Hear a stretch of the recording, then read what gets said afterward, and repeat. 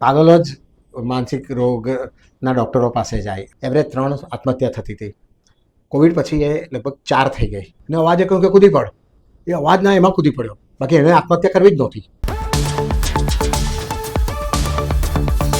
નમસ્કાર દર્શક મિત્રો, હોટલાઇન ન્યૂઝમાં આપનું સ્વાગત છે. આજે આપણી સાથે મહેમાન તરીકે છે ગુજરાતના જાણીતા સાયકિયાટ્રિસ્ટ, સેક્સોલોજીસ્ટ, કવિ, એન્કર ડૉક્ટર મુકુલ ચોકસી. આપ બધા એમનાથી પરિચિત હશો જ, એટલે મારે વધારે ઓળખાણ આપવાની જરૂર નથી. મુકુલભાઈ, આપણે આજે તમારા ઘણા બધા તમે વર્સેટાઇલ છો અને ઘણા બધા વિષયો અને જાત જાતના સબ્જેક્ટ્સથી માહિતગાર છો, પણ આજે આપણે વધારે કોન્સન્ટ્રેશન થોડું સાયકિયાટ્રીમાં અને તમારા બીજા શોખ વિશે કરીશું. સેક્સોલોજીસનું આપણે પાછળથી બીજા હપ્તામાં રાખીશું. તમારી દ્રષ્ટિએ આજથી 25 વર્ષ પહેલાં કે 30 વર્ષ પહેલાં તમે પ્રેક્ટિસ ચાલુ કરી, એના કરતાં આજે સાયકિયાટ્રિસ્ટ, મનોચિકિત્સકો કેટલી હદે વધ્યા છે ગુજરાતમાં, કે નેશનલ પર્સન્ટેજ હિસાબે આપણે ગણીએ તો એવરેજ? જી, હોટલાઇન ન્યૂઝમાં આજે પ્રથમવાર દર્શકો સમક્ષ ઉપસ્થિત થવાનું થાય છે.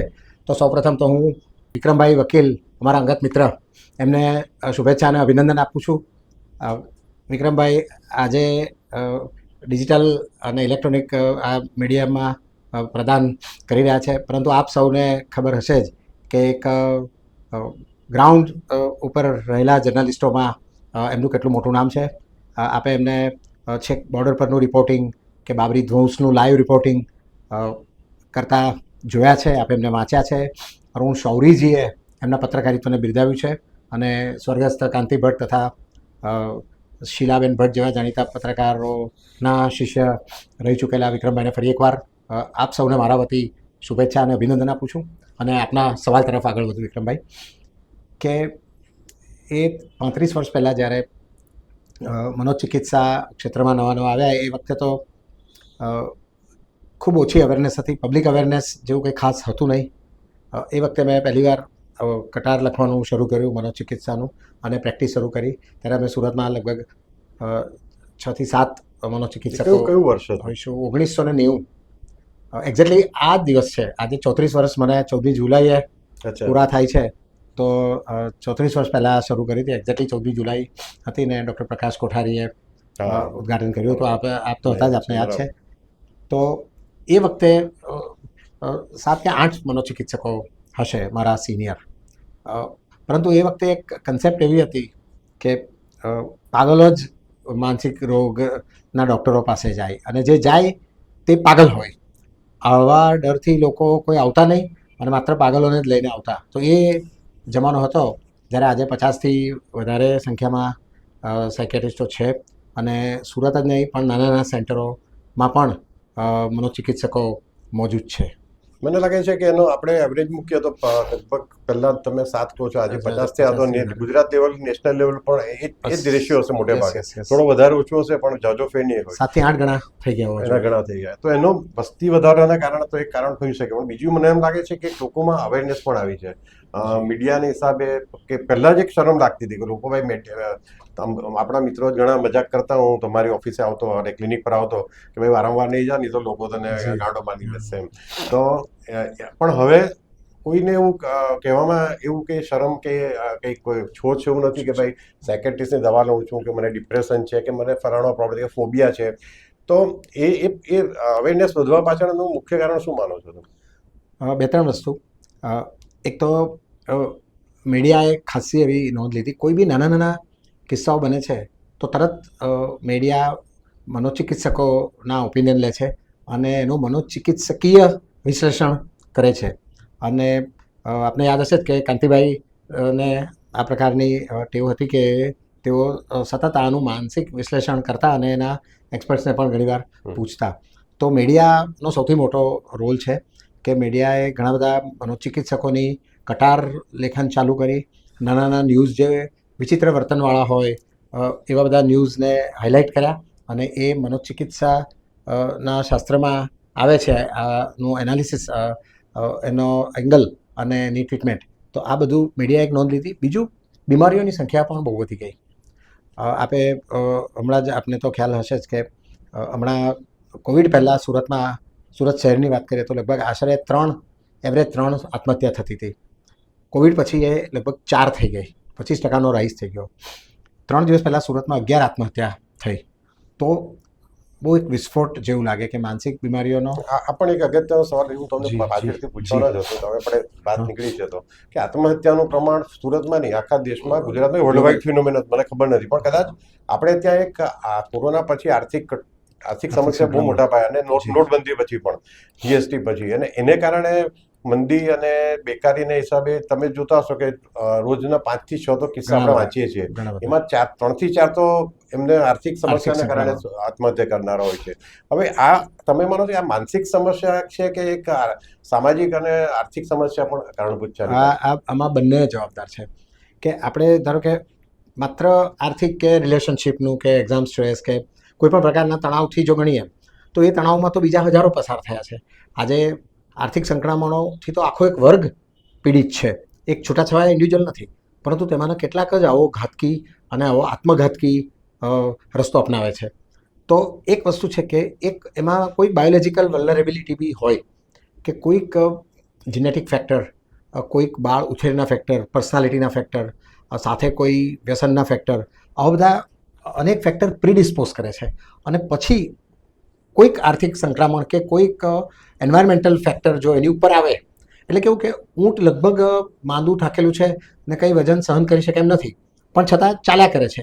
હવે તે વખતે જો એની પર એક નાનો 1 કિલોનો બી ભાર વધારે મૂકવામાં આવે તો પછી એ બેસી પડે છે. એટલે આત્મહત્યા એ એન્ડ રિઝલ્ટ છે જેમાં અનેક ફેક્ટર હોય છે, પરંતુ દેખીતું ફેક્ટરમાં ઘણી બધી વાર આ આર્થિક સંકળામણો અને છેલ્લા થોડા વર્ષોમાં વધેલી આર્થિક સંકળામણો અચૂક જવાબદાર ગણાય. આપણે તમે જોયું કે છેલ્લા લગભગ 5-1 વર્ષમાં ઘણા ફિલ્મ સ્ટારોએ પોતે કબૂલ કર્યું છે, જેમ છે કે દીપિકા પાડુકોણ, પૂજા ભટ્ટ, અને એક મને લાગે પૂજા ભટ્ટે તો એના પર પુસ્તક પણ લખ્યું છે. પૂજા ભટ્ટની બેન નાની બેન છે, એણે ડિપ્રેશનમાંથી કઈ રીતે એણે ફેસ કર્યું છે. તો ઇટ મીન્સ જ્યારે આપણા સેલિબ્રિટીઓ જે છે એ જ્યારે એટલે સામાન્ય માણસ એમ વિચારે છે કે ભાઈ આ લોકોને બી સમસ્યા છે તો મારી સમસ્યા કઈ હું એકલો નથી કે એકલી નથી, એટલે હવે એ પણ એક પેલું પ્રેરક બહાર નીકળવા માટેનું એક પ્રેરક બળ છે. આપ કહો છો સાચું છે કે દીપિકા પાદુકોણે તો પછી આખું અભિયાન શરૂ કર્યું. મેં ગઈકાલે જ પુસ્તકનું એ વાંચ્યું કે વિધુ વિનોદ ચોપરાની દીકરીએ પોતાની ડિપ્રેશન માટેની જર્ની ઉપર પુસ્તક લખ્યું છે. તો હજુ મારા હાથમાં નથી આવ્યું, પણ હું માનું છું કે આવું ઘણી બધી સેલિબ્રિટીઝ આ વસ્તુ કરે છે અને એનાથી લોકોને એક એવી ઇમ્પ્રેશન તો થાય જ છે કે ભાઈ સમાજમાં કોઈ પણ લેવલ પર હોય વ્યક્તિ, ગમે તેવી ટોચ ઉપર હોય, પણ એ પણ આ એક ડિપ્રેશનથી પીડાઈ શકે છે. અને એમાં આર્થિક સંકળામણો કે એની આપણે પ્રતિષ્ઠા સિવાય પણ ઘણા બધા ફેક્ટર હશે કે જે એને લોકોને ડિપ્રેશનમાં લઈ ગયા હશે. મને યાદ છે દીપિકા પાડુકોણ વિશે મેં એક આર્ટિકલ વાંચ્યો હતો, એમાં એણે કહ્યું હતું કે હું મેડિસિન લેતી હતી અને જ્યાં સુધી જરૂરી હતી ત્યાં સુધી 4-5 વર્ષ મેં મેડિસિન લીધી અને મેડિસિન લેવામાં કોઈ છોડ નથી. બીજી તરફ એવા પણ કેટલા હજુ આજે પણ કેટલાક ભણેલા ગણેલા વેલ એજ્યુકેટેડ કે વેલ ઇન્ફોર્મ વ્યક્તિઓ એવું માને છે કે સાયકાટ્રિસ્ટની દવા લેવી નહીં જોઈએ, બને ત્યાં સુધી મેડિટેશન કે યોગ કે એ દ્વારા જ બહાર નીકળવું જોઈએ, અથવા સાયકોથેરાપીથી. તો તમને એવું લાગે છે કે કારણ કે એક તરફ એવું પણ કહેવાય છે કે આપણા બ્રેઇનમાં અમુક કેમિકલ ડિસઓર્ડરને કારણે પણ થઈ શકે છે, એ કોઈ મેડિટેશન કે યોગથી એ ફેર નહીં પડે, એના માટે દવા કમ્પલસરી છે. તો તમે શું માનો છો એઝ અ સાયકાટ્રિસ્ટ, તમે દવાની ફેવર કરો છો કે આ સાયકોથેરાપી વધારે ઇફેક્ટિવ છે? એકચ્યુઅલી અમારા અભ્યાસક્રમમાં તો આના સ્પેસિફિક ક્રાઇટેરિયા છે કે અમુક ક્રાઇટેરિયા ફૂલફિલ થાય તો મેડિસિન આપવાની હોય. જે રીતે આપણને એપેન્ડિક્સ થયું તો એ કેટલી હદ સુધી કોન્ઝર્વેટિવ, એટલે કે શસ્ત્રક્રિયા વગર એ મેનેજ થઈ શકે, અથવા ટોન્સિલ થયા કે વાંકો નાકનો પડદો છે, તો એમાં ક્યારે સર્જરી કરવી અને ક્યારે ન કરવી એના ક્રાઇટેરિયા છે. ડાયાબિટીસ શરૂઆતમાં હોય તો ઘણીવાર ડૉક્ટરો કહે કે તમે લાઇફસ્ટાઈલ સુધારો, જીવનશૈલી બદલો, ચાલો, ડાયટ કરો, વજન ઉતારો, તો તમારો ડાયાબિટીસ કંટ્રોલ થાય. પણ પછી અમુક તબક્કે દવા લેવી જ પડે. તો એના ક્રાઇટેરિયા હોય છે. એટલે આમાં કેવું છે કે આ માનસિકનું એક ફિલ્ડ એવું છે ને કે જેમાં ફિલોસોફી, જીવનશૈલી, માન્યતાઓ અને બીમારીઓ આ બધું એક જ સ્પેક્ટ્રમમાં સંકળાયેલું છે. એટલે દરેક વ્યક્તિ પોતે પોતાની માન્યતા ધરાવતો હોય છે. હવે ધારો કે કેટલાક લોકોને એકદમ હળવું ડિપ્રેશન હોય, કદાચ ઘણીવાર છે ને લોકો ડિપ્રેશન અને ફ્રસ્ટ્રેશન શબ્દ વચ્ચે બી એક પ્રકારની મિસઅન્ડરસ્ટેન્ડિંગ કરે છે કે આજે કંઈક ઓચિંતું બન્યું અને આપણે હતાશ થઈ ગયા થોડા દિવસ માટે, અને અચાનક આપણી પર હતાશાનું એક એ આવ્યું અને આપણે 2 દિવસ ઘર બહાર નહીં નીકળીએ અને આખી રાત ન ઊંઘીએ, તો એ ફ્રસ્ટ્રેશન છે, એ ડિપ્રેશન નથી. ડિપ્રેશન એક ક્લિનિકલ કન્ડિશન છે કે જેના ક્રાઇટેરિયા હોય છે ને એમાંથી અમુક નંબર ઓફ ક્રાઇટેરિયા ફૂલફિલ થાય તો આપણે એને ક્લિનિકલ ડિપ્રેશન કહીએ. તો ક્લિનિકલ ડિપ્રેશનમાં medicine is the main stay. હા, યોગ પ્રાણાયામ બધું હલકું ફ્રસ્ટ્રેશન હોય, હળવી એન્ઝાયટી હોય તો ઘણીવાર યોગ, પ્રાણાયામ, મેડિટેશન, ધ્યાન, વોકિંગ, એક્સરસાઇઝ અને બીજી અનેક હેબિટ્સ ને હોબીઝ, કોઈ ગાર્ડનિંગ કરે છે, કોઈ સ્વિમિંગ કરે છે, કોઈ સાયકલિંગ કરે છે, કોઈ ડાન્સ કરે છે, કોઈ મ્યુઝિક કરે છે, તો આ બધી વસ્તુ મદદ કરી શકે છે અને ઘણી બધી મદદ કરે.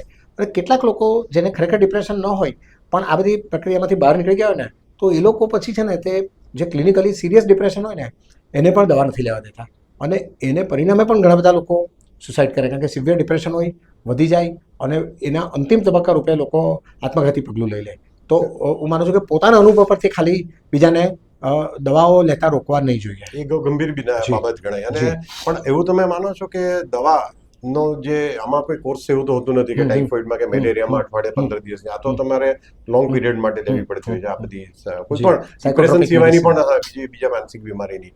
તો એ અધવચ્ચેથી કોઈ છોડી દે તો એને વધારે નુકસાન થઈ શકે, એ રિબાઉન્ડ થઈ શકે એની બીમારી. અમેરિકામાં ને વેસ્ટર્ન કન્ટ્રીમાં કેવું કે આપણે ટેક્સ્ટ બુક બધી ત્યાંની હોય તો એ લોકો ડિપ્રેસિવ એપિસોડ જેવો આવે ને કે એ લોકો તરત જ ડૉક્ટર કન્સલ્ટ કરતા હોય છે અને એ લોકો ફ્રેન્કલી કહી દેતા હોય છે. ત્યાં આગળ એવું કંઈ છૂટ નથી. તો એ લોકોને કેવું કે પર એપિસોડ એ લોકો કહે છે કે ભાઈ 10 થી 12 મહિનાની ટ્રીટમેન્ટ કરીને પછી ધીમે ધીમે ટેપર કરીને બંધ કરવાનું. એમાં લગભગ 25-30% લોકોને સારું થઈ જાય ને એ લોકો બંધ કરી દે ને પછી ભવિષ્યમાં કોઈ પ્રોબ્લેમ નહીં આવે અથવા તો 2-5-10 વર્ષ પછી ઉથલો આવી પણ શકે. પછી કેટલાક લોકોને ધીમે ધીમે દવા પછી જ્યારે વર્ષ પછી ટેપર કરો તમે અને ઓછી કરો દવા તો કેટલાક લોકોને સારું થાય, પણ જેવી દવા ટોટલી બંધ થાય અથવા એકદમ ઓછી થાય ને તો પાછો રિબાઉન્સ આવે. તો તે લોકોએ પછી લાંબા ગાળાની દવા કરવી જોઈએ. એટલે લગભગ અમે લોકો એવું કરીએ કે દરેક વ્યક્તિને એક તો દવા બંધ કરવાનો ચાન્સ લઈએ જ કે જેથી ધીમે ધીમે ઓછી થાય, પણ ઓચિંતી જો બંધ કરે ને તો એના વિડ્રોઅલ સિમ્ટમ્સ આવે અને એમાં વિડ્રોઅલ સિમ્ટમ્સ ઘણીવાર બહુ સિવિયર પણ હોય. વ્યક્તિને હેલ્યુસિનેશન થાય, રાત્રે ઊંઘ નહીં આવે, બદનમાં અકળામણ થાય, મસલ ખેંચાય, સ્પાઝમ થાય, સિવિયર ગભરાટ થાય, બેચેની થાય અને એકદમ બાવરો અને રગવાટવાળો વ્યક્તિ થઈ શકે. તો આ વિડ્રોલ આવે તો એ વિડ્રોલને ટાળવા માટે ઘણીવાર ડૉક્ટરની સાથે રહીને ધીમે ધીમે દવાને ટેપર કરવી જોઈએ, ઓચિંતી દવા બંધ ન કરવી જોઈએ. પરંતુ એના લાઈફ સંજોગો સારા હોય, છેલ્લા 6 મહિના વર્ષમાં બીજી કોઈ જ ક્રાઇસિસ ન આવી હોય, એકદમ નોર્મલ હોય તો એને ટેપર કરવાનું ટ્રાય કરવી જોઈએ. હવે તમારી પાસે તો દરરોજ અલગ અલગ પ્રકારના બધા કિસ્સા આવતા હશે. ડિપ્રેશન તો બહુ જ કોમન છે આજે, બરાબર, પણ એ સિવાય આજે સમાજમાં કે જે તમારી પાસે દર્દીઓ આવે છે એમાં કયા પ્રકારની માનસિક બીમારી ત્યાં ડિપ્રેશન પછી ક્રમે આવે છે? ડિપ્રેશન ને એન્ઝાયટી એ મુખ્ય. એન્ઝાયટીના 4-5 પ્રકાર હોય છે. એમ ફોબિયા હોય છે ઘણા લોકોને. ફોબિયાવાળા પણ હવે ધીમે ધીમે આવતા થયા છે. પહેલાં લોકો નહોતા આવતા, પણ હવે કોઈક સ્પેસિફિક વસ્તુનો ફોબિયા હોય. ઘણા લોકોને બહાર નીકળવાનો જ ફોબિયા હોય, કારમાં બેસવાનો, હાઇટના ફોબિયા, ફ્લાઇટના ફોબિયા. તો એવા પણ લોકો હવે આવે છે. પહેલાં તો એ રીતે ફોબિયાની ટ્રીટમેન્ટ નહોતા લેતા લોકો, પણ હવે એ એન્ઝાયટીનો એક પ્રકાર જ છે. ઘણીવાર પેનિક ડિસઓર્ડરવાળા હવે બહુ બધા આવતા થયા છે અને છોકરા છોકરીઓ યંગસ્ટર્સ તો તરત ગૂગલ કરે એટલે એ લોકો પહેલાં તો કેવું હતું કે એ લોકો જઈને આઈસીયુમાં દાખલ થઈ જતા, કારણ કે હાર્ટ એટેક અને પેનિક એ બંનેના લક્ષણ લગભગ સરખા જ હોય. ચેસ્ટમાં ગભરામણ થાય, દુખાવો થાય, શ્વાસ રોકાઈ જાય, એમ લાગે કે હમણાં જાન નીકળી જશે. તો આવા લોકો પહેલાં જઈને સીધા આઈસીયુમાં દાખલ થઈ જતા. હવે એ લોકો જુએ છે, ગૂગલ કરે અને એ લોકો ખબર છે કે આને પેનિક કહેવાય, તો એ લોકો તરત પેનિક માટે સાયકેટ્રિસ્ટનો સંપર્ક કરે છે અને પેનિકની દવા રાખે છે કે જો આમાં એ લે તો તરત 15-20 મિનિટમાં એટેક નીકળી પણ જાય છે. તો પેનિકના દર્દીઓ પણ ઘણા આવે છે. હવે એન્ઝાયટી ડિપ્રેશન તો વાત કરીએ તો હવે જે નવા આવતા થયા ને એમાં એક એનોરેક્સિયા નર્વોઝા, આમ ડિઝીઝ બહુ જૂનો છે પણ સ્લિમ થવા માટેનો ક્રેઝ યંગ છોકરીઓ હોય, ઇવન છોકરાઓને તો આખો દિવસ જીમમાં જઈને વજન ઉતાર્યા કરવું અને એકદમ પાતળા, 0 ફિગર, 0થી માઇનસ ફિગર જોઈએ એ લોકોને. તો ખાય જ નહીં, ખાય તો પછી મા બાપ ટોક ટોક કરે કે તું ખાતી નથી, તું ખાતી નથી, એટલે એને બતાવવા માટે ખાય, બાથરૂમમાં જઈને આંગળા નાખીને વોમિટ કરી નાખે. ઘણા તો જુલાબની ટીકડી લઈ લે એટલે પછી જે ખાય તે બધું કાઢી નાખવા માટે જુલાબ લઈ લે. તો આ એનોરેક્સિયા નર્વોઝા ટાઈપની બીમારી આવી છે. એ બીમારીને દવાથી જ થઈ શકે કે સાયકોથેરાપીથી? હા, એમાં દવા આપવી પડે, કારણ કે એ લોકોની એ તો પોતે આવવા તૈયાર જ નહીં હોય. સાયકોથેરાપી પાછું કેવું છે કે જે વ્યક્તિ લેવા તૈયાર હોય અથવા જે પોતાને બદલવા તૈયાર હોય આવી વ્યક્તિઓને આવી છોકરીઓને તેના મા બાપ જ લાવતા હોય કે ભાઈ આ તો ખાતી જ નથી અને આખો દિવસ અરીસાની સામે જોયા કરે. મા બાપને બી ખબર નથી કે આ કઈ બીમારી છે. પછી લોકોને આ એનોરેક્સિયા નર્વોઝા હોય. પછી એવી જ એક ઇટિંગ ડિસઓર્ડર બહુ કોમન છે હવે, એક બુલિમિયા નર્વોઝા કરીને છે. એમાં વ્યક્તિ બહુ પોતાને રોકવા ટ્રાય કરે પછી સડનલી એક દિવસ છે ને 2-3 દિવસ પછી ઓચિંતું ઢગલાબંધ 4 ટંકનું ખાઈ લે, એનાથી રોકાય જ નહીં. તો એને બુલિમિયા કહેવાય છે. આવા લોકો આવે છે. પછી હવે અમુક એક એવા આપણે કિસ્સા, તમે તો બહુ જ બધા આવા કિસ્સાઓ વાંચ્યા અને જોયા છે કે ઇમ્પલ્સ કંટ્રોલ ડિસઓર્ડર કરીને આવે છે. એટલે કંઈક જો પ્રવોક કરવામાં આવે વ્યક્તિને તો સીધો એટેક કરી નાખે, મર્ડર કરી નાખે, ઘા કરી દે, કોઈને ઇન્જર્ડ કરી નાખે અને એટલો બધો ખુન્નસ આવી જાય મગજમાં કે કઈ સામે વ્યક્તિનું એ કંઈ પણ કરી શકે. તો એને ઇમ્પલ્સ કંટ્રોલ ડિસઓર્ડર કહેવાય છે. આમ વ્યક્તિ એકદમ નોર્મલ હોય, પાછું આપણને કહે પણ ખરું કે મારાથી આને મરાઈ ગયું ને આનું હાડકું તોડી નાખ્યું. એ પોતાનો જ ભાઈ હોય કે પોતાનો જ વાઈફ હોય કે બાળક હોય કે મા બાપ, કોઈને બી કહી શકે, પોતાના ફ્રેન્ડને કંઈ બી કરી શકે. ને પછી એ જાતે જ કે આ મારાથી ખોટું થઈ ગયું, મારાથી પણ રોકાતું જ નથી એમ કે. તો ઇમ્પલ્સિવિટી કંટ્રોલ કરવા માટેની બી મેડિસિન્સ હોય છે. તો આવા ઇમ્પલ્સ કંટ્રોલ ડિસઓર્ડર પણ આવી રહ્યા છે. એટલે આ અલગ અલગ પ્રકારની કેટેગરી. પોસ્ટપાર્ટમ ડિપ્રેશન હવે બહુ આવે છે. એટલે કે ડિલિવરી પછી 3 થી 30 દિવસની અંદર શરૂ થાય અને મધરને એવું લાગવા માંડે કે હવે મારાથી આ બચ્ચાનું પાલન નહીં થાય, આ બચ્ચું મારાથી સચવાય નહીં. તો એને તો એમ થાય કે હું આ બચ્ચાને ફેંકી દઉં. બારી પાસે પણ જાય બચ્ચાને લઈને. એટલે એટલું બધું એને સ્ટ્રેસ ફીલ થાય ને કે આખી રાત ઊંઘે નહીં, બચ્ચાની સામે જોયા કરે, રડ્યા કરે, ખાય નહીં, પીએ નહીં, ને ઘણી વાર તો લવારા પર ચડી જાય અને કંઈ શું બોલે એને ભાન જ નહીં રહે. પોસ્ટપાર્ટમ સાયકોસિસ, પોસ્ટપાર્ટમ ડિપ્રેશન, આવા પ્રકારની બીમારીઓ. તમે જે બાળકને ફેંકી દેવાની વાત કરી એના પછી મને યાદ આવ્યું કે ઘણા આજકાલ આપણે કિસ્સાઓ જોઈએ, વડોદરામાં હમણાં થયો, રાજકોટમાં થયો, સુરતમાં પણ વચ્ચે થયું કે પોતાના આખા ફેમિલીને મારી નાખીને પછી પેલા છેલ્લે સુસાઇડ કરી દેતા હોય. આ એક પ્રકારની ક્રિમિનલ માનસિકતા કહેવાય કે સાયકોલોજીકલ ડિસઓર્ડર. આ પ્રકારના માણસ હોય જે પોતાના સગા, હમણાં એક અમદાવાદમાં એક લેડીએ, સ્ત્રીએ પોતાની 10 મહિનાની બાળકીને માર નાખી. તો અનેક રીતે ભાવનગરમાં બી 4 દિવસ પહેલા જ કિસ્સો તો 4 જણા એ સામૂહિક આત્મહત્યા કરી. સામૂહિક આત્મહત્યા પણ આપણી વાત પણ આ તો લોકોને મારવા સુધી કોઈ માણસનો જીવ પીને જ્યારે પોતાના સગા બાળકને મારતા. તો આ લોકોની માનસિકતા ક્રિમિનલ હશે કે કોઈ સાયકોલોજી ડિસઓર્ડર હશે? ના, પ્યોરલી સાયકોલોજીકલ ડિસઓર્ડર. કારણ કે એ આને એક્સટેન્ડેડ સુસાઇડ કહેવાય કે એ પોતાનું સેલ્ફ ની બાઉન્ડ્રી એ લંબાવી દે અને બહોળી કરી નાખે. એટલે આજે મને દુઃખ થાય અને મને એવો વિચાર આવે કે હવે જિંદગી જીવી શકું એમ નથી. તો મારી પર ડિપેન્ડન્ટ હોય તો મને એમ થાય કે મારા ગયા પછી આ લોકોનું શું?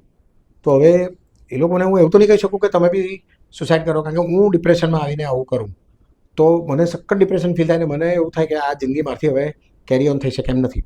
તો મારા પર જે ડિપેન્ડન્ટ હોય ને તો પહેલાં હું એ લોકોનું મર્ડર કરું. તો આ મર્ડર એ એકચ્યુઅલ મર્ડર નથી, પણ એ સેલ્ફને કરેલો હાર્મ છે ને સેલ્ફનો એન્ડ લાવવા માટે આ પહેલાં આમ સેલ્ફના જે ભાગ છે, હિસ્સા છે, એનો પહેલાં એન્ડ લાવી દઉં, પછી મારો એન્ડ લાવું. એટલે અલ્ટિમેટલી આ એક મેન્ટાલિટી જ છે અને સાયકોલોજીકલ ડિસઓર્ડર જ છે. ને આ પણ એક એક્સટેન્ડેડ સુસાઇડનો ભાગ જ છે, સુસાઇડનો જ કર્મ છે. પણ એને કાયદો એ કાનૂન અને ક્રાઇમ તરીકે જો છે, કારણ કે કોઈક આપણે માટે કોઈક છે, જ્યારે એ કરનાર વ્યક્તિ માટે તો એ સેલ્ફ જ છે. મને લાગે છે એક આપણી વાત નીકળી છે કે આ ક્રાઇમને નહીં તો વિદેશમાં ને આપણે ત્યાં મને લાગે લોમાં સ્પેસિફિક અમેરિકા ને આપણામાં થોડો ફેર છે. આપણા દેશમાં હજુ ક્રિમિનલનો ડિફેન્સ લેતી વખતે એને સાયકોલોજીકલ ડિસઓર્ડર હતા એ બાબત પર વકીલો કે એના ડિફેન્સ લોયર એટલો ભાર નથી. એક વન ઓફ ધ શું કે એક ચેનલ ડિફેન્સની એ આપણે ત્યાં ઉપયોગ નથી થતો. વિદેશમાં મને લાગે છે આનો ઘણો ઉપયોગ થાય છે કે ભાઈ એમનો ક્લાયન્ટ માનસિક રીતે અસ્વસ્થ હતો, ત્યાં ગુનો કર્યો, પણ એ કોર્ટમાં પુરવાર થવું પણ જોઈએ અને એને માટે જે ડોક્ટર ટ્રીટમેન્ટ કરતા એનો બહુ મોટો એમાં એઝ અ વિટનેસ. તો તમને એનો અનુભવ થયો છે કોઈ આવા કેસમાં પણ આપણે ત્યાં આવ્યા હોય અને તમને તમારે કોર્ટમાં જોવું પડ્યું કે ભાઈ આ માણસ માનસિક રીતે અસ્વસ્થ હતો એટલે ગુનો કર્યો છે, એવા તમારી પાસે આવ્યા? 3-4 મહિના પહેલાં જ આ કિસ્સો બન્યો હતો કે કોર્ટમાં જવું પડ્યું. યંગ એજની છોકરી હતી અને આ તો એના 8 વર્ષ પછી એ લોકોએ કોઈની પર દાવો કર્યો હતો. તો આપણે સાયકેટ્રી ટ્રીટમેન્ટ જરૂરી છે કે નહીં, ખરેખર એને ટ્રીટમેન્ટ લીધેલી કે નહીં, આ ડિસઓર્ડરમાં આવું થઈ શકે કે નહીં, આવું બધું આપણને નામદાર જજ પૂછતા હોય છે. અમેરિકામાં અને બધે જ એક એના અમુક નોર્મ્સ હોય છે કે મર્ડર જેવી ઘાતકી અથવા તો ક્રિમિનલ એક્ટિવિટી જ્યારે હોય ત્યારે એ ગુનો પણ બને છે અને એ માનસિક બીમારીને પાત્ર પણ બને છે. તો એ કોર્ટ એવું જાણવા માંગે છે કે એ ગુનો બન્યો એ વખતે એ વ્યક્તિનો માઇન્ડસેટ કેવો હતો અને એને એ ગુનો કરે છે, આ કરે છે તે ગુનો છે કે નહીં, એવું ડિસ્ક્રિશન એવું એના માઇન્ડમાં હોઈ શકે કે નહીં. એટલે આ બીમાર, ધારો કે સ્કિઝોફ્રેનિયા હોય તો સ્કિઝોફ્રેનિક વ્યક્તિને એનું મેન્ટલ સ્ટેટસ એવું હોય કે એને સારા નરસાનું ભાન નથી હોતું, એટલે એ પોતાને પણ સુસાઇડ ન કરવા માંગતો હોય છતાં પણ એ પુલ પરથી કૂદી પડી શકે. એને એવા હેલ્યુસિનેશન થાય કે સામેવાળાને ઉચકીને નાખી દો, તો એ હેલ્યુસિનેશનની અવસ્થામાં એ ઉચકીને નાખી દે. આવું બની શકે. તો હવે એને એ ક્રાઇમ તો છે જ, કારણ કે એને કોઈકને ઉચકીને ફેંકી દીધો પુલ પરથી તો એ વ્યક્તિ તો મરી જ ગઈ, તો એ ક્રાઇમ તો છે જ. પણ એ જો એવું પુરવાર કરી શકે કે ભાઈ આ હેલ્યુસિનેટરી સ્ટેજમાં થયું છે તો કદાચ કાયદો એને બક્ષે પણ ખરો. પણ હવે સાયકેટ્રીમાં પાછું એ પ્રકારનો કોઈ બ્લડ ટેસ્ટ કે એવું હોતું નથી કે એ વખતે એને હેલ્યુસિનેશન થયા છે કે નહીં. પણ ફોરેનમાં આવા બધા ટેસ્ટ કેસ ઘણા બન્યા છે. અમેરિકન એક પ્રમુખ, આપણે મને લાગે બુશ પહેલાં, ફર્સ્ટ બુશ જે હતા તે, એના પર આ રીતે કોઈકે હુમલો કરી દીધેલો, અથવા તો એ હુમલો કરતાં પહેલાં પકડાઈ ગયેલો. પછી એને ખબર પડેલી કે આ વ્યક્તિ તો મેન્ટલી પીડિત છે, ડિસઓર્ડર છે. તો એના મેન્ટલ ડિસઓર્ડરના બીજા બધા સાઇન સિમ્ટમ્સ જો એનામાંથી મળી આવે એ નિષ્પક્ષ સાયકેટ્રિસ્ટની ટીમ, ગવર્મેન્ટ એપ્રુવડ સાયકેટ્રિસ્ટની ટીમ એમાં તપાસ કરે, એના સાયકોલોજીકલ ટેસ્ટિંગ કરે, અને જો એ ખબર પડે કે આ ખરેખર મેન્ટલ બીમારીથી પીડિત છે તો પછી એને સજા હળવી પણ થઈ શકે. અને એમાં એમને જે રૂટીન સજા હોય એ રીતે આપે કે પછી મેન્ટલ એસાઇલમ હોસ્પિટલોમાં એમને દાખલ એને હોસ્પિટલ એને ટ્રીટમેન્ટ આપ્યા પછી સજા આપે કે પહેલે લગભગ માનું છું ત્યાં ના, અમેરિકામાં એને ત્યાં તો એને બંને વસ્તુ કરતા હોય છે. એને એસાઇલમમાં પણ ક્રિમિનલ પ્રકારના દર્દીઓ, મેન્ટલ ઇન્સ્ટિટ્યૂટમાં પણ ક્રિમિનલ પ્રકારના દર્દીઓના અલગ વોર્ડરૂમને અલગ સેલ પણ હોય છે, અને એને સજા પણ આપવામાં આવે, પણ સજાની સાથે સાથે એની માનસિક ટ્રીટમેન્ટ પણ કરવામાં આવે. આપણે ત્યાં હવે આ ક્રિમિનલ સાયકોલોજીનો પહેલા મને લાગે છે એનો અલગ અલગ પાટર્ન હતો. હવે આજે તમે જ્યારે સાયકેટ્રિસ્ટની પ્રેક્ટિસ ચાલુ કરી ત્યારે સાયકેટ્રિસ્ટ, પણ હવે એમાં પણ જેમ બીજા મેડિકલ ફેકલ્ટીમાં અલગ અલગ સ્પેશિયલાઇઝેશન બધું આવી ગયા છે, એ રીતે ચાઇલ્ડ સાયકેટ્રિસ્ટ એવી રીતના આ જે ક્રિમિનલ સાયકેટ્રિસ્ટનું એવું ક્રમમાં છે. ખરું ને, બધા પ્રીમિયમ ઇન્સ્ટિટ્યૂટમાં ફોરેન્સિક સાયકેટ્રી એ આખો એક અલગ વિભાગ જ છે.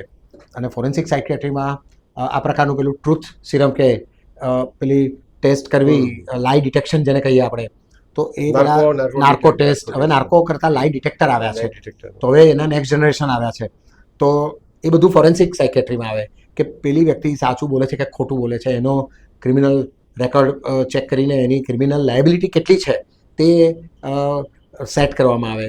અને એ આખું લો પણ એને ભણેલું હોવું જોઈએ, કારણ કે એકલું સાયકેટ્રી આમાં નથી ચાલતું, પણ સાયકેટ્રી સાથે કાયદા કાનૂનનો અભ્યાસ એ બંનેને જોઈન્ટ કરતું આખું શાસ્ત્ર છે ફોરેન્સિક સાયકેટ્રી. મને લાગે છે કે પોલીસ ડિપાર્ટમેન્ટ કે ઇન્વેસ્ટિગેશન ડિપાર્ટમેન્ટ સાથે એ કદાચ ત્યાં ફૂલ ટાઈમ પણ એ લોકો પાસે અમુક રાખતા છે. અમુક દેશોમાં તો આપણે ત્યાં જેવું ફોરેન્સિક સાયકેટ્રી એમના પોલીસ ડિપાર્ટમેન્ટમાં અમુક ડિફેન્સ લોયર પ્રોસિક્યુશન તરફે એક કાયમ પરમેનન્ટ સ્ટાફ સાયકેટ્રિસ્ટ હોય. એ પ્રથા હું માનું ત્યાં સુધી મેં ઇન્ડિયામાં એવી પ્રથા હજુ નથી, વિદેશમાં છે, પણ હા વિદેશમાં ખરું ને. આ પ્રકારના અલગ પ્રેક્ટિશનર હોય છે કે જે લોકો by profession they are psychiatrist, they are practising only forensic psychiatry.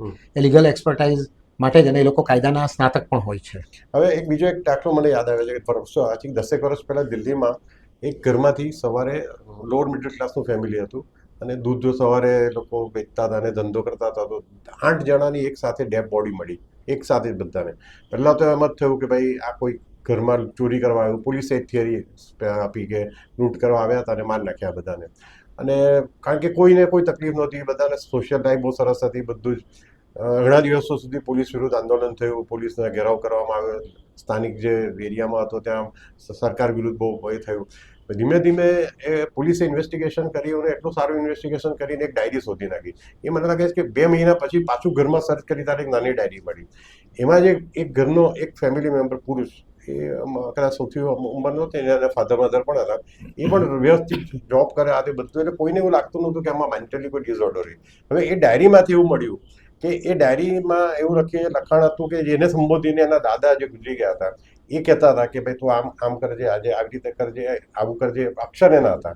અને પછી થોડા દિવસો પછી એમાં એવું લખાણ આવ્યું કે ભાઈ તમારે ભાઈ મારી પાસે આવવાનું છે બધાએ, એટલે તમે બધા મારી પાસે આવી જાઓ. અને પહેલા એક પછી એક બધાને માન નાખ્યા અને પોતે સુસાઇડ કરી દીધો. પણ એ તો એવું માનતો હતો કે ના એના દાદા એને બોલાવે છે. આ એક્સ્ટ્રીમ મતલબ કે સ્કિઝોફ્રેનિયાનો કેસ હોઈ શકે. હા, યસ બિલકુલ.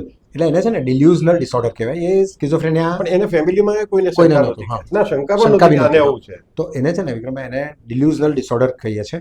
એટલે સ્કિઝોફ્રેનિયાનું છે ને આ એક સિસ્ટર બીમારી છે, એની ભગીની બીમારી છે. સ્કિઝોફ્રેનિયા આખું છે ને એક સ્પેક્ટ્રમ ડિસઓર્ડર છે.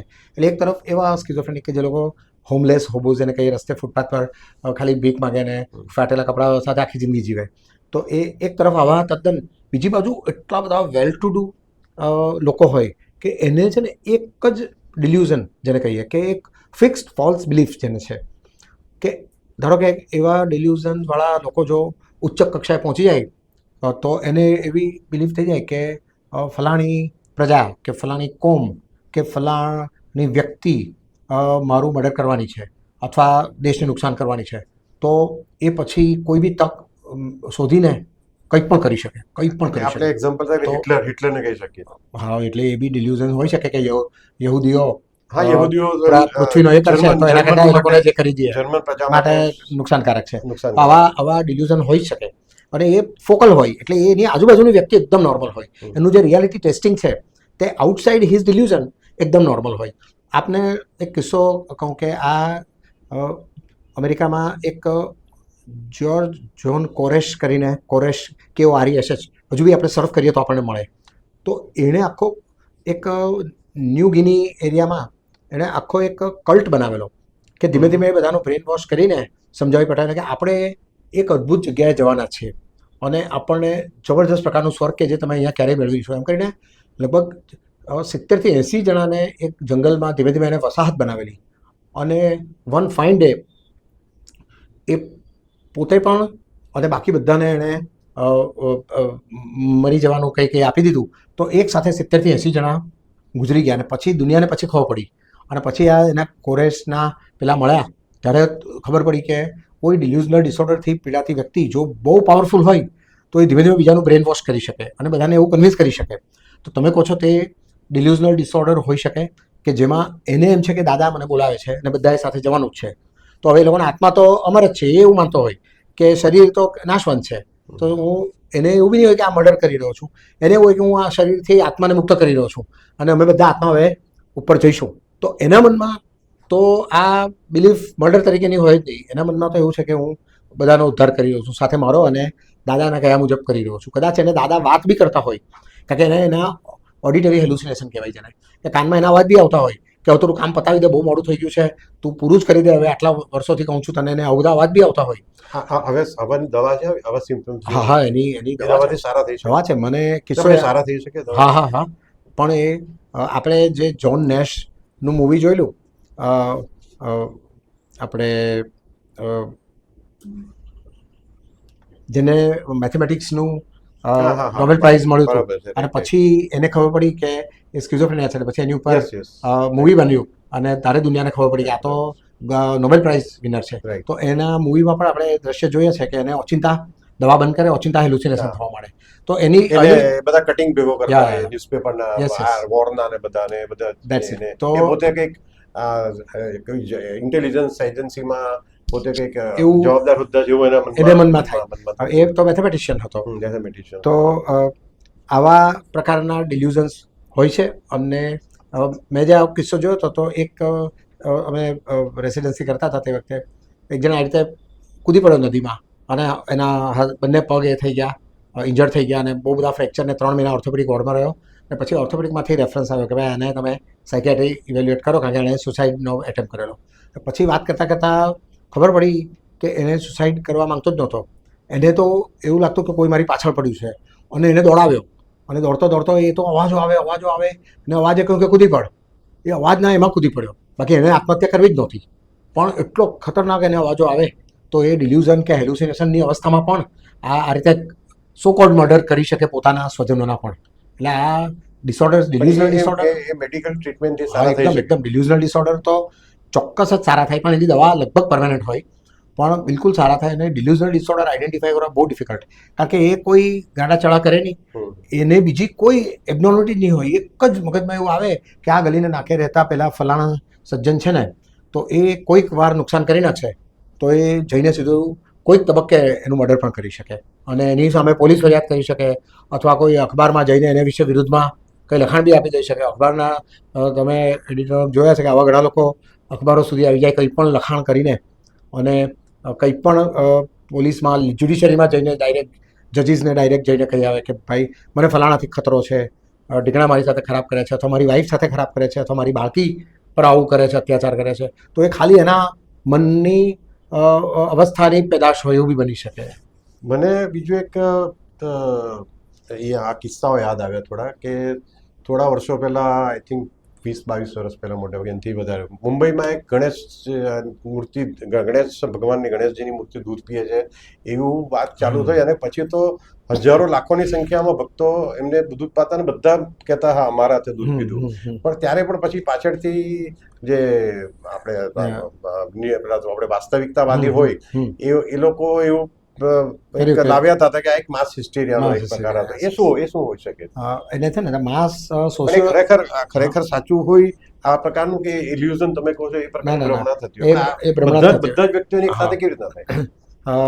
આ માસ સાયકોજેનિક ડિસઓર્ડર અથવા માસ સોશિયોજેનિક ઇલનેસ આને કહેવાય, કે કોઈ વ્યક્તિ અચાનક આવા તો પછી ઘણી બધી ઘટનાઓ બની કે દાખલા તરીકે આવું ક્યાં તો ડરથી ક્યાં તો આશ્ચર્યથી કોઈક ઇમોશન, જો સ્ટ્રોંગ ઇમોશન વ્યક્તિ ફૂલ કન્વિક્શનથી જો 2-4 જણને કન્વે કરે ને, અને એ લોકો એની એ વ્યક્તિના ઇન્ફ્લુઅન્સમાં હોય તો એ લોકોને પણ એવું લાગવા માંડે, અને એકવાર લાગવા માંડે પછી તો આ વસ્તુ આમ શું કહે કે વાયુ વેગે ફેલાઈ જાય. આ ઇન્ડિયામાં પણ આ પહેલાં પણ આવી ઘટનાઓ બનેલી. કલકત્તાની ટેલિફોન એક્સચેન્જમાં વર્ષો પહેલાં એક ઘટના બનેલી કે એક છોકરીએ ફરિયાદ કરી કે મને કરંટ લાગ્યો. એ લોકો ત્યારે પેલી મેન્યુઅલ હતી બધી એક્સચેન્જ, તો પછી એણે રજા પાડી 2-3 દિવસ, અને પછી બાજુવાળી છોકરીને થોડા દિવસ પછી એ કે મને બી કરંટ લાગે છે, એણે બી રજા પાડી. પછી એમ કરતાં કરતાં ઢગલાબંધ છોકરીઓ એક સાથે લગભગ 100-125 છોકરીઓ રજા પર ઉતરી ગઈ કે અમને કરંટ લાગે છે. પછી આ લોકોએ તપાસ કરી તો કંઈ મળ્યું નહીં, અને કોઈ કરંટ કે એવું કંઈ હતું જ નહીં. એ જ જગ્યાએ બેસીને બધાએ ચેક કર્યું. પછી એ છોકરીને સાયકોલોજીકલ પેલા તપાસ માટે કરી, તો એ છોકરીની હિસ્ટ્રીમાં કંઈક એવું નીકળ્યું કે એને બહુ સિવિયર બધા કોન્ફ્લિક્ટ્સ હતા, અને અમુક તબક્કે એણે ઘરે હાજર રહેવું પડે એવી કમ્પેલિંગ સોશિયલ સિચ્યુએશન હતી. તો એને એવી ફીલ આવી અનકોન્શિયસલી કે આવું થાય છે તો રજા મળે છે, તો એણે 3 વાર લીધી. એટલે બાજુવાળી છોકરીને થયું કે દર વખતે આને એવું થાય છે, તો એ જ્યારે અપસેટ હતી તો એને એમ લાગ્યું કે મને બી કરંટ લાગે છે.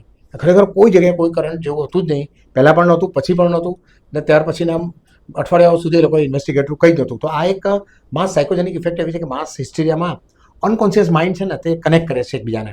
આપણે ત્યાં પેલું પ્લેગ આવ્યો, પૂર આવ્યું, તો પૂર પછી આપને યાદ હશે જ કે અસંખ્ય લોકો છોડીને ભાગી ગયા. પછી એકવાર અચાનક શું થયું કે લાખો લોકો સુરતમાંથી માસ હિજરત કરી ગયા લોકો.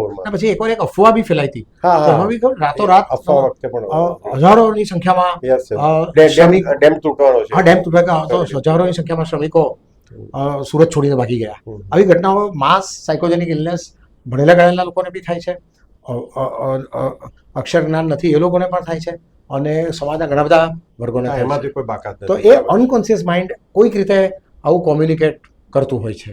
હવે આપણે ફોબિયા વિશે થોડી વાત કરીએ. તો ફોબિયા પહેલા તો મને લાગે 30-40 વર્ષ પહેલા તો કોઈને અવેરનેસ નથી, કોઈને અંધારાનો ડર લાગે તો એમ કે ડરપોક છે, કોઈને પ્લેનમાં ઉડવાનો ડર લાગે તો કે ડરપોક છે. હવે ધીમે ધીમે એના પણ ઘણા પ્રકાર પડવા માંડ્યા છે. હમણાં મેં વાંચ્યું હતું એક જગ્યાએ કે લગભગ 3-4 હજાર અલગ અલગ પ્રકારના ફોબિયા હોય છે. અને આપણે તો નામ પણ નહીં સાંભળ્યું જિંદગીમાં પહેલી એવા વ્યક્તિને કોઈને કીડીને જોઈને લાગતો હોય, વાંદા અને ગરુડી તો આપણે બધા જાણકાર છે, બધા કોમન ફોબિયા છે. પણ ઘણાને અમુક વનસ્પતિનો ડર લાગતો હોય કે એ જોઈને એને કંઈક વિચલિત થઈ જતો હોય મન.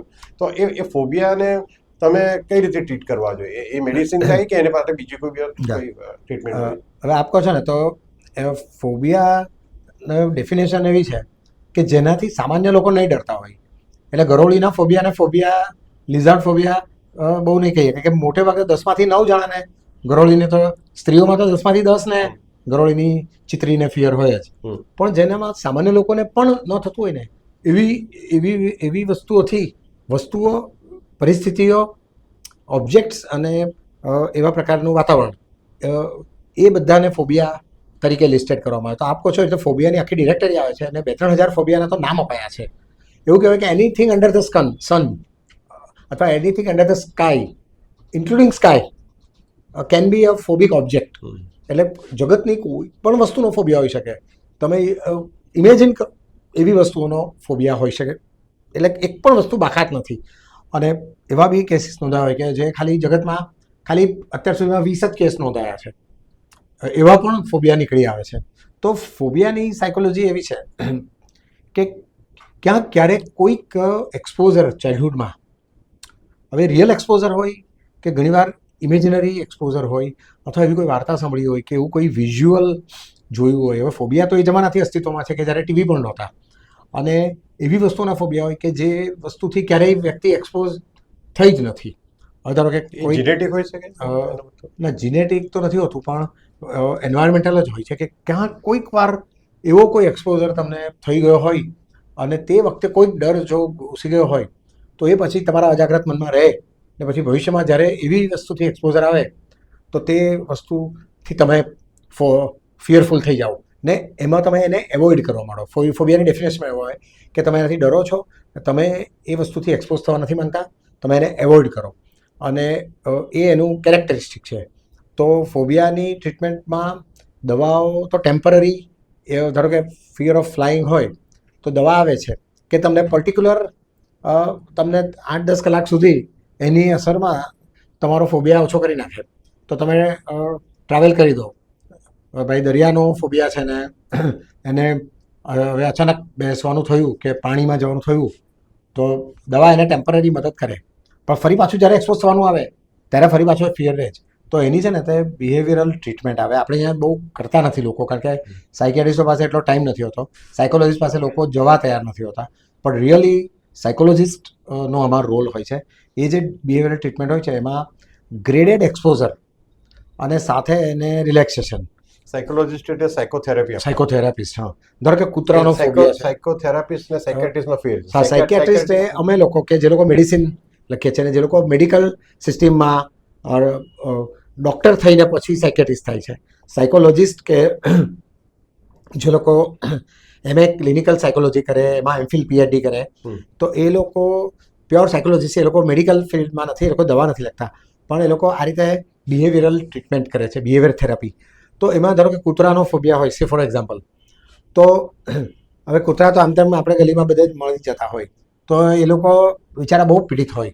એ લોકો જો 2 વ્હીલર પર જવાનું હોય તો એ લોકો ઘણીવાર ફરીને બધી ગલીઓ યાદ રાખતા હોય કે ભાઈ આ ગલીમાં કૂતરા નથી, અને દૂરથી બી જુએ કૂતરાને તો જબરદસ્ત ગભરાઈ જતા હોય છે. તો હવે કૂતરાનો ફોબિયા દૂર કરવો હોય તો એને પહેલાં તો રિલેક્સેશનની ટેકનિક શીખવાડે અને પછી કૂતરાના ગ્રેડેડ એક્સપોઝર કહેવાય એને.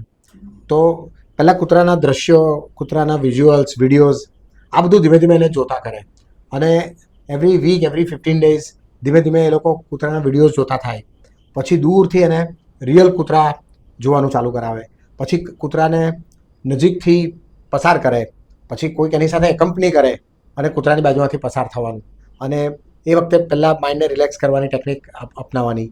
પછી ધીમે એટલે પહેલાં ધારો કે 4 વ્હીલરમાં જાય તો કૂતરો કંઈ કરી ન શકે, પછી ધીમે ધીમે 2 વ્હીલરમાં દૂરથી પસાર થવાનું, પછી નજીકથી પસાર કરવાનું. એમ કરીને આખું કેટલાક મહિનાઓ સુધી ચાલતી આ બિહેવિયરલ ટ્રીટમેન્ટ છે જે સાયકોલોજીસ્ટ ના પરવ્યુમાં આવે છે. તો લોકો છે ને ફોબિયા માટે બહુ જતા નથી ટ્રીટમેન્ટમાં. બાકી behaviour therapy is the real recommended therapy for phobias. પણ આપણે ત્યાં મોટા શહેરોમાં સાયકોલોજીસ્ટ છે. આપણે ત્યાં પણ ઘણા બધા સાયકોલોજીસ્ટ છે. ના, મોટા શહેરોમાં તો સુરતમાં અસંખ્ય મોટી સંખ્યામાં સાયકોલોજીસ્ટ છે, ક્વોલિફાઈડ સાયકોલોજીસ્ટ છે, અને એ લોકો આ પ્રકારની ટ્રીટમેન્ટ કરતા બી હોય છે અને સક્સેસફુલી થતી પણ હોય છે. પણ લોકોએ પછી એ લોકોનું ધીરજ હોવી જોઈએ. 3-4 મહિના ધીમે ધીમે ટ્રીટમેન્ટના એક પછી એક સ્ટેજ વટાવવાના હોય છે. એ જો કરી શકે તો ઘણા બધા ફોબિયાઝ રિમૂવ થઈ શકતા હોય છે. મિત્રો તમને એક વાત કહું કે મુકુલભાઈ વિશે તમે જાણો છો કે સાયકાટ્રિસ્ટ છે, સેક્સોથેરાપિસ્ટ છે, કવિ છે, પણ એમણે જિંદગીમાં ડૉક્ટરના મેડિસિનમાં એડમિશન લીધા પછી પત્રકાર બનવા માટે મુંબઈ ગયા હતા અને હસમુખ ગાંધીના દૈનિક પત્રકાર શિરોમણી કહેવાય સમકાલીનમાં એમણે જઈને એપ્રોચ કર્યો હતો, પણ પછી કંઈક એમને કોઈકે સાચી સલાહ આપી કે આ લાઈન કરતાં ડૉક્ટરની લાઈન વધારે બેટર છે. બરાબર ને? હું ત્યારે ખાલી લખવાનું જ આવડતું હતું એટલે હું ચાલે ટ્રેની તરીકે થોડેસે રાખ્યો બી ખરા, પણ કે એ તો એક્સપ્રેસ ગ્રુપનું એટલે પહેલા 6 મહિના પગાર તો નહીં મળે, તમારે ખાલી આવીને લખો તમે અને જોઈએ.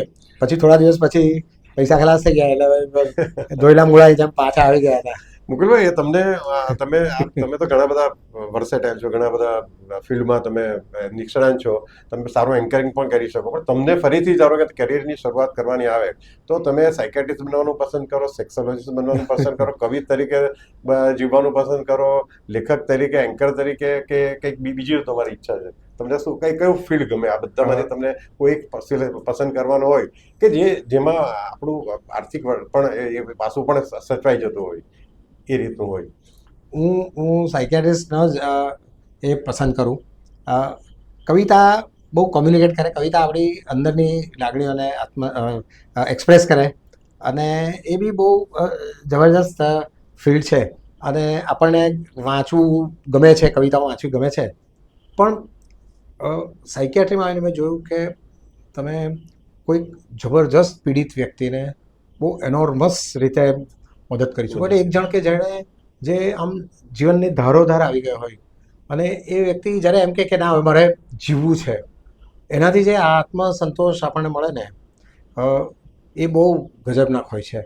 એટલે ક્રિએશન માં એક સર્જ આવે, ક્રિએશનમાં તમને એક કિક મળે. તમે એક સારી કવિતા લખો તો ગજબનાક કિક મળે, પણ એના કરતાં બી વધારે કિક આમાં મળતી હોય છે.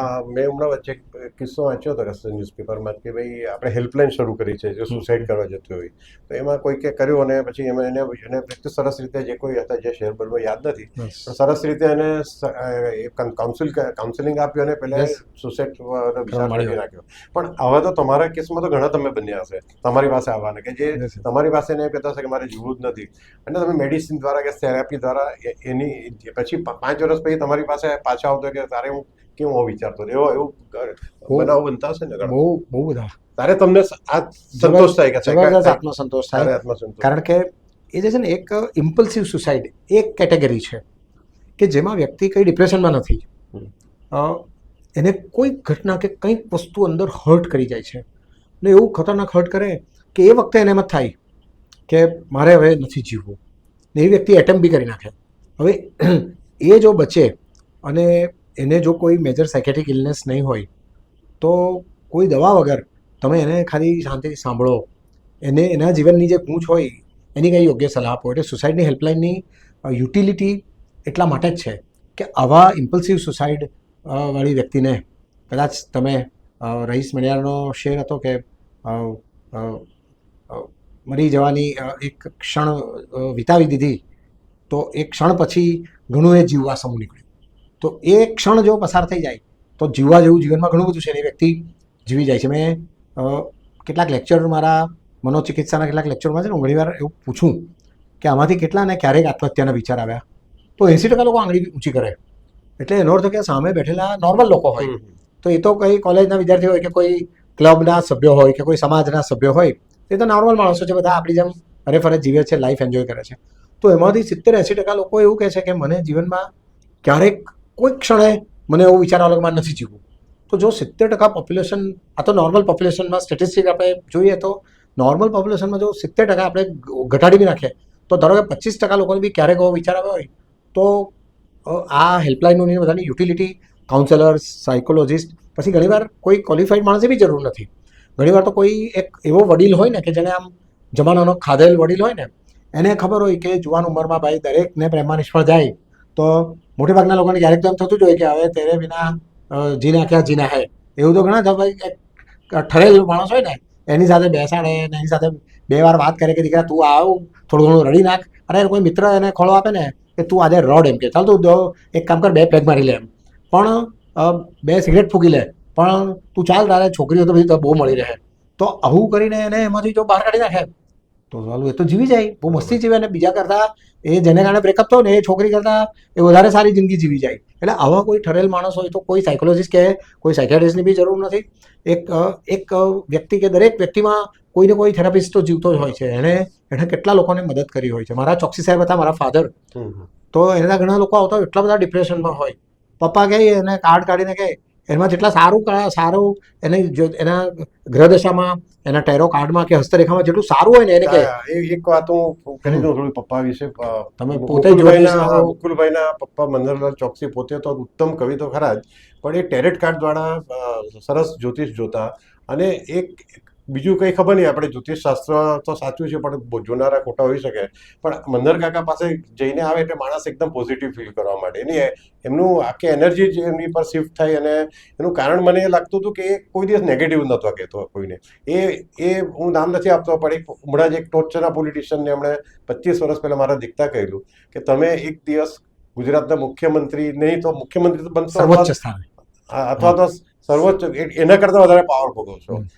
30 વર્ષ પહેલા જ્યારે જે જેમની વાત કરું છું એ કાર્યકર્તા જ હતા એ પક્ષના. એટલે આ તો મેં મારી પણ એટલે કદાચ એમાં એવું હોય કે વિલ પાવર વધી જાય માણસનો, એનો એક એમ્બિશન મનમાં એક પેલું બીજ રોપાય કે ભાઈ મારે હું આટલો બધો આગળ આવવાનો છું તો મારે એ દિશામાં મહેનત કરવી જોઈએ. એ પણ હોઈ શકે, પણ એ અદ્ભુત હતું એમના. મેં એકવાર સાયકેટ્રી ભણતા પપ્પાને પૂછેલું કે તમે આ વ્યક્તિને આવી રીતે કેવી રીતે કહી શકો કે ભાઈ તારા બરાબર 1.25 વર્ષ પછી, હવે જેના 37 વર્ષની ઉંમર સુધી મેરેજ નથી થયા, તો તમે કહો કે 1.25 વર્ષના બરાબર પતે પહેલાં તારું થઈ જશે, તો તમે કેવી રીતે આવી રીતે કહી શકો? તો આ કંઈ કુંડળીમાં થોડું લખેલું હોય. મને કે જો ગ્રહદશામાં એટલું છે કે એનું મેરેજ જીવન છે, બરાબર.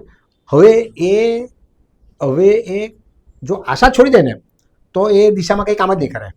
તો હું એને આ કહું છું ને તો એક એવું પોઝિટિવિઝમથી કે એને એવું ખબર છે ને કે આ 1.25 વર્ષમાં મારું થવાનું જ છે, તો કે તમે નિર્ણય કરો, આસોપાલવનું તોરણ બાંધો, ડિસિઝન લઈ લો ને એવું જ માનો કે આ મારું થઈ જવાનું છે. તો તમે એ દિશામાં જે પ્રવૃત્ત થાવ ને, તો એ પ્રવૃત્ત થવાને કારણે તમે આ કરી શકો છો. તો પ્રવૃત્ત થવા માટે તમને આ ગ્રહદશાના શુભ સંકેતો અને એક પ્રકારના મનમાં સંકલ્પ, તો સંકલ્પ અને આ શુભ સંકેત જો તમે માનતા જ થઈ જાઓ ને તો તમારું થઈ જ જાય.